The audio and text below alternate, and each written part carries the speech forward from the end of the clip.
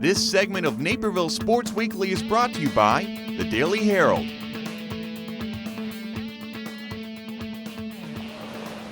Martin, another tournament for you guys and another weekend without a loss. Best of the West here. You knock off Naperville Central in the title game 12-9. It's the third time you guys have seen Central in action this season. Obviously been victorious all three times. What's been the key to your guys' stellar play 20-plus games into the season without a loss thus far? Defense. We play great team defense. Kids have learned to foul and drop. They've learned to just help out in general. They've had good switches, things like that. We're just now starting to perform offenses, which might, shock a few teams, but we haven't really worked on offense much. It's been mostly defense. So, what's the key to playing a good team defense as far as, when you have a group of guys and getting them to work as a unit? Everybody's got to be on the same page. Communication is always key. That starts with our goalies. Our senior, Nick Makey, has done an outstanding job, and in relief, Jack Roach, a sophomore, has come in and played really well. Additionally, we've had great senior leadership, but our starting center defender, Luke Landiak, has been injured off and on and out, so other members of the team have had to step up. That's been a great thing for us because it hasn't hurt us yet, because it gets other people playing time that normally wouldn't have had it. So it puts them in situations that they weren't used to seeing. And you mentioned your pair of goalies. Those are a couple guys that have some really big shoes to fill coming into the season with Michael graduating, and it seems like obviously they performed admirably thus far. Yeah, they both have performed great. Obviously they've gone unblemished. Doesn't mean that they're flawless, but together they're doing very, very well. Going back to this past weekend, I know a very versatile offense for you guys, and you said kind of haven't even gotten into practicing some of the offensive plays and stuff like that. Drake McClure, Garrett National, and Roberts all tabbed as ballers by Polo.com for their performances this past weekend. What is it about that trio that kind of helped them really make your guys' offense go this past weekend, and I would imagine for a majority of the season as well? Well, it's not just those three. I'd add in other people like John Marco Dine, Ryan Towers, and Joe Tomaszek to that list, because those are all six of them. People that can do just about anything for our offense. Any one of those guys I would trust in at center. Granted, Drake is our primary, but they also can then take people and post them up and run different offensive sets and things like that. So it allows us to be a much more versatile team than people can really prepare for. I would imagine that has given the other defenses problems, the fact that you got six guys up there that can put the ball in the net on their own. Yeah, well, and it doesn't hurt that both Ryan Towers and John Marco Dine are left-handed.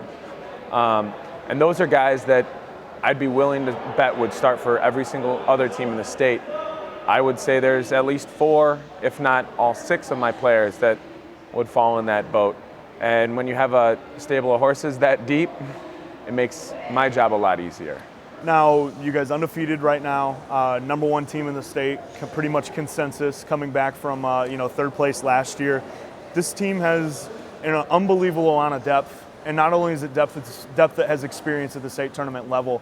When you see a veteran group like this come in, how does it kind of manifest that these guys have kind of been around the block? When you see them day in, day out in practice, I would imagine they're a lot more advanced coming in day one than most teams. Definitely. And this is the third team I've had the privilege of coaching for, and this has been the easiest in terms of transition. I think that that's a tribute to the senior leadership and the experience that you're talking about. You can see them working with some of the younger kids as well, so I don't have to do as much as a coach. They actually do some of the coaching for me.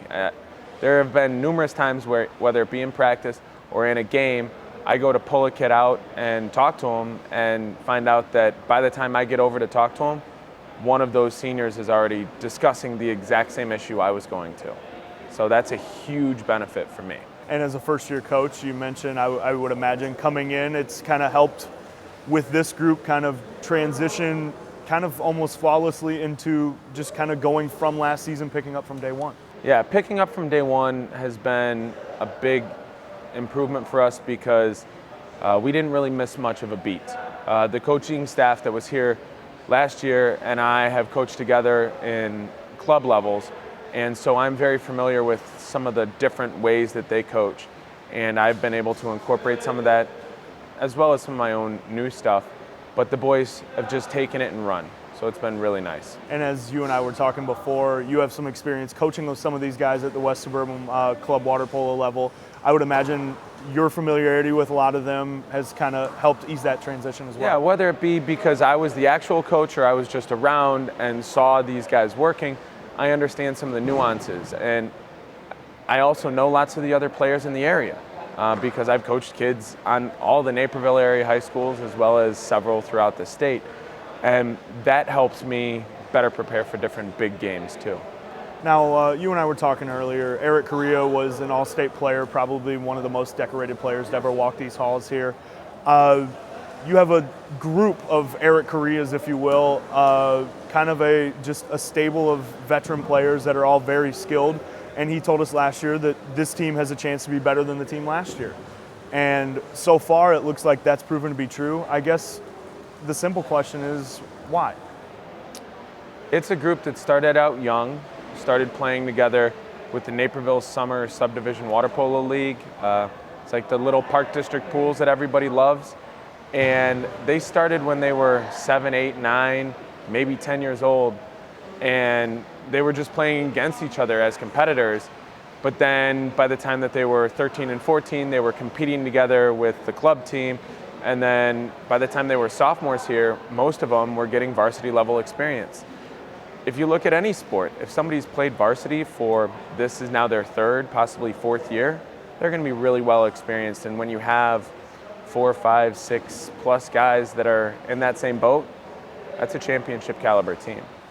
Now, you mentioned earlier that you guys have been focusing primarily on defense day in, day out in practice. Now, when we start to see you guys start to run some offense and focus a little bit more on that, how will things look differently from our standpoint maybe on game day?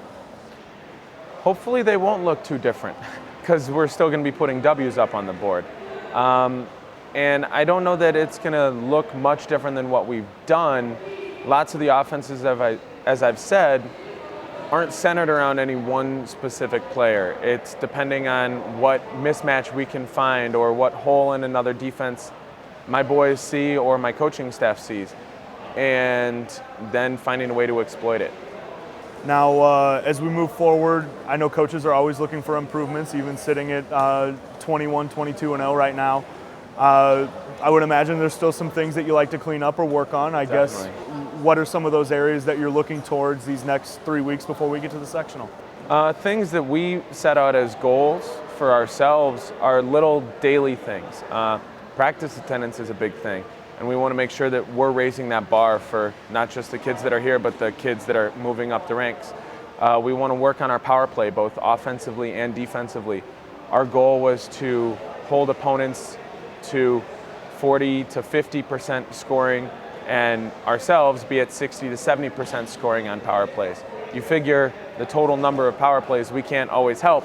It's about even in every single game, but if we can have a 10 to 30% difference, that's going to be the difference in the game right there. Now, your team has knocked off a lot of the big boys this season, a very tough schedule. I would imagine that will help prepare you for when I would imagine you expect to see a lot of those teams again if you do make it back up to Stevenson.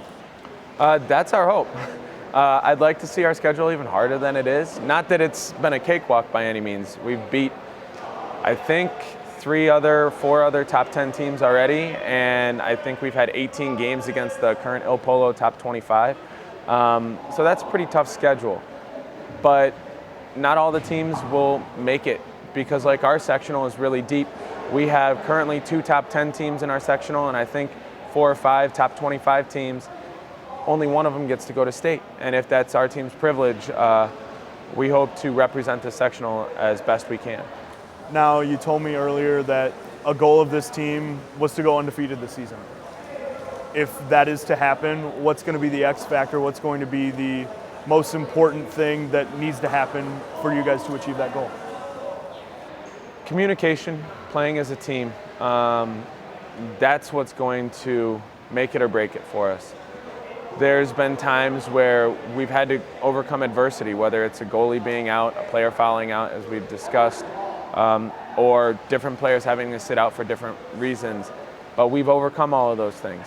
And other kids have stepped up.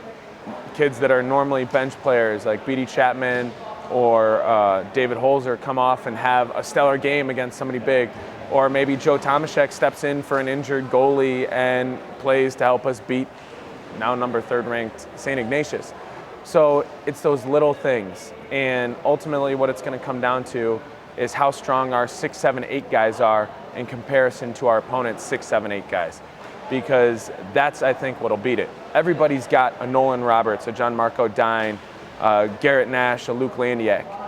But I don't think other teams have the entire group that we do. Definitely. Well, Martin, we appreciate the time. I know we're getting ready for the stretch run, so we'll let you get back to it. Thanks again. Thank you very much. Appreciate it.